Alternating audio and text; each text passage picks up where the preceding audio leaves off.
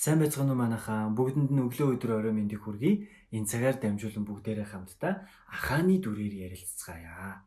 Ингээ Израилийн хүүгүүдээс болж Ирихо чанд хаагдсан бөгөөд хинч орж гарахгүй байсан баг. Ингээ эзэн Йошуа тандан хэлж байгаа л да.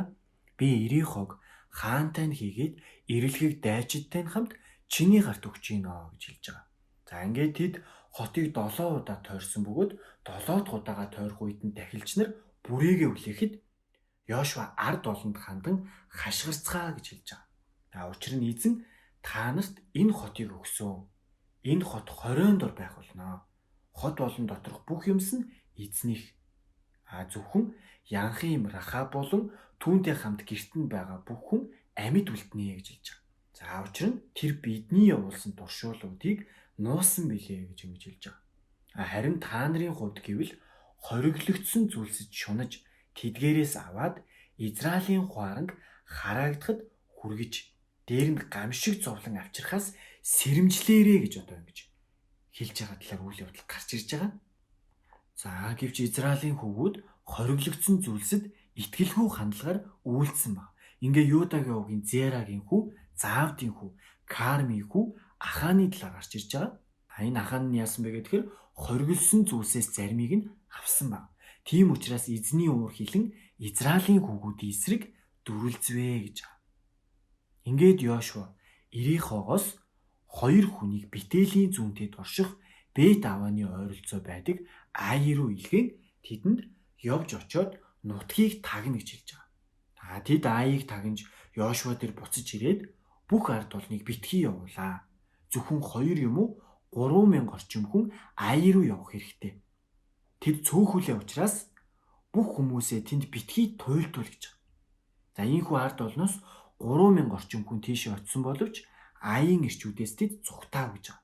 Ингээд Аийн ирчүүд тэднээс 36 орчим хүнийг алж тэднийг хаалганаас Шибарим хүртэл нэхэнхөөж бил газар тэднийг алж байгаа. Тиймээс ард олны зүрх мохон ус мэт болвоо гэж байгаа. Ингээд Йошуа хувцаа урж эзний авдрын өмнө нүрээрээ газар дунж орой болтол хөвтөж байгаа. Израилийн ахмадууд ч мөн тийхүү үлдэж байгаа. Тэгээд толгой дээр шороо цацалж байгаа. Ингээ Йошуа эзэн бурхан юунд та энэ ард олныг Йордныг гатлуулан авчирваа. Зөвхөн Аморчуудын гарт биднийг өгч устгуулахын тулд гэж үү? Бид Йордны чандад сэтгэл хангалуун оршин суусаар байсан ч болоосай. Эзэн минь ээ, нэгэнд Израиль дайсандаа нуруугаа харуулan зүгтснаас хойш би юу хэлэх вэ? Учир нь Канаанчууд болон нутгийн бүх оршин суугчид үүнийг сонсоод биднийг бүсэлж газар дэлхийгээс нэрийг мань арчиж хаях болно. Тэгтэн та өөрийн агуу нэрийн төлөө юу хийх юм бэ гэж байгаа. За ингэхт нь эзэн Йошуад хандан хэлж байгаа л да. Өндийн босоо чи нүрээрээ харуулд унах нь юу вэ? Израиль нүгэл үлдэж миний тэдэнд тушаасан миний гэрээг тэд зөрчсөн. Тэд бүр хориглогдсон зүйлсээс заримыг авч хулгай хийж бас хуурам эхэлсэн. Түүгээр барахгүй тэдгэрийг өөрсдийн эд зүйлсийн дунд тавьсан. Тийм учраас Израилийн хүүгүүд дайснуудынхаа эсрэг зогсож чадахгүй. Тэд хараагдсан учраас дайсандаа нуруугаа харуулan зүгтсэн.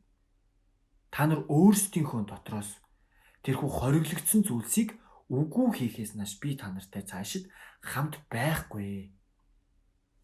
Бос ард олныг ариусгах нь тэдэнд маргаашийн төлөө өөрсдөө ариусгацгаа. Учир нь Израилийн бурхан эзэн ийхүү айлтжээ. Израиля та нарын дунд хориглогдсон зүйлс байна. Тэр зүйлсээ та нар дотроосоо зайлуулахаас нааш дайсныхаа эсрэг зогсож чадахгүй гэж хэлж байгаа. Тэгэхээр өглөө та нар овг овгоороо ойртон ир. Эзний авах овг нь ураг ургаараа. Эзний авах ураг нь бүл бүлээрээ. Мөн эзний авах бүл нь хүн тус бүрээрээ ирээ. Хориглосон зүйлсийг авсан хүн өөртөө байгаа бүхний хамт галд шатаагднаа.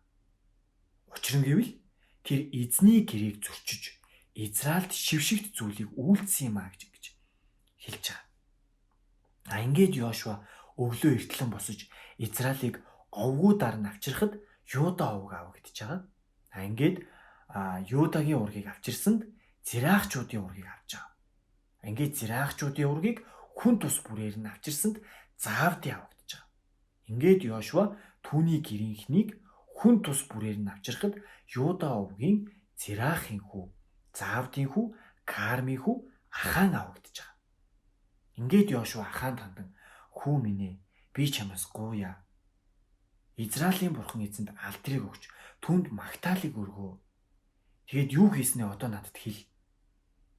Үүнийг надаас битгий нуу" гэж ингэж хэлж байгаа.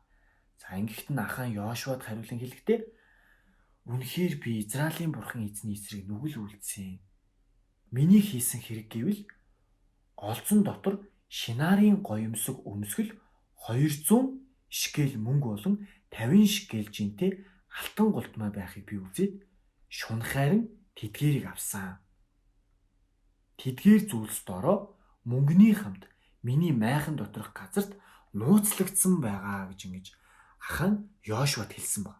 Ингээд Йошуа элч нарыг явуулсанд тэд майхан руу гүн очиж харахад тэдгээр зүйлсэн доороо мөнгөний хамт түүний майхан доторх газарт нууцлагдсан байсан талаар гарч ирж байгаа.